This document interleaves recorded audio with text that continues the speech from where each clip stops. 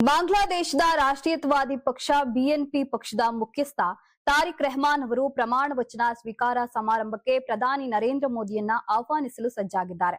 ಇದು ಬಾಂಗ್ಲಾದೇಶ ಮತ್ತು ಭಾರತ ನಡುವಿನ ಸಂಬಂಧಗಳ ಹದಗೆಟ್ಟ ಹಂತವನ್ನ ಪರಿಹರಿಸಲು ಮತ್ತು ಬಲಪಡಿಸಲು ಉದ್ದೇಶಿತ ಪ್ರಯತ್ನವನ್ನ ಸೂಚಿಸುತ್ತದೆ.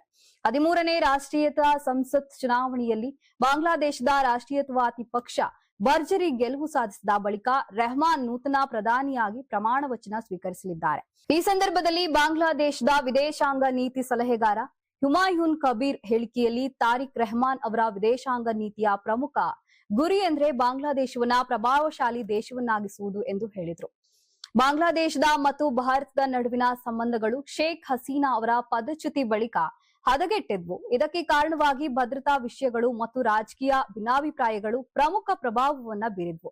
ಇದರ ಮಧ್ಯೆ ತಾರಿಕ್ ರೆಹಮಾನ್ ಪ್ರಧಾನಿಯಾಗಿ ಅಧಿಕಾರವನ್ನ ಸ್ವೀಕರಿಸಿದ ನಂತರ ನವೆಂಬರ್ನಲ್ಲಿ ಪ್ರಧಾನಿ ನರೇಂದ್ರ ಮೋದಿ ಅವರಿಗೆ ಶುಭಾಶಯ ಹೇಳಿದ್ರು. ನಿಕಟವಾಗಿ ಭಾರತ ಬಾಂಗ್ಲಾದೇಶ ಸಂಬಂಧವನ್ನ ಸುಧಾರಿಸಲು ಆಸಕ್ತಿ ವ್ಯಕ್ತಪಡಿಸಿದ್ದಾರೆ. ಮೊದಲು ಭದ್ರತಾ ಮತ್ತು ಆರ್ಥಿಕ ಹಿತಾಸಕ್ತಿಗಳಿಗೆ ಪ್ರಾಮುಖ್ಯತೆ ನೀಡುವ ಮೂಲಕ ಎರಡು ರಾಷ್ಟ್ರಗಳ ನಡುವಿನ ಶಾಂತಿ, ಪ್ರಗತಿ ಮತ್ತು ಸಮೃದ್ಧಿಗೆ ಮುನ್ನಡೆ ನೀಡಲು ಭಾರತದ ಬದ್ಧತೆಯನ್ನ ಪುನರುಚ್ಚರಿಸಿದ್ದಾರೆ.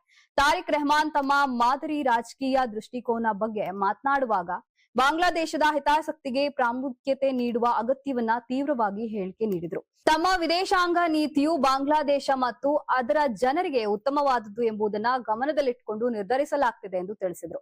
ರೆಹಮಾನ್ ಅವರು ರಾಜಕೀಯ ಭಿನ್ನಾಭಿಪ್ರಾಯಗಳ ಹೊರತಾಗಿಯೂ ದೇಶವು ಒಗ್ಗಟ್ಟಿನಿಂದ ಇರಬೇಕೆಂದು ಹೇಳಿದರು. ಅವರು ವಿಭಜನೆ ದೌರ್ಬಲ್ಯವನ್ನ ಹುಟ್ಟುಹಾಕುತ್ತದೆ ಎಂದು ಗಮನಾರ್ಹವಾಗಿ ಹೇಳಿದರು ಹಾಗೂ ರಾಷ್ಟ್ರದ ಏಕತೆ ಸಾಮೂಹಿಕ ಶಕ್ತಿಯನ್ನ ತರಬಹುದು ಎಂದು ಅಭಿಪ್ರಾಯಪಟ್ಟಿದ್ದಾರೆ.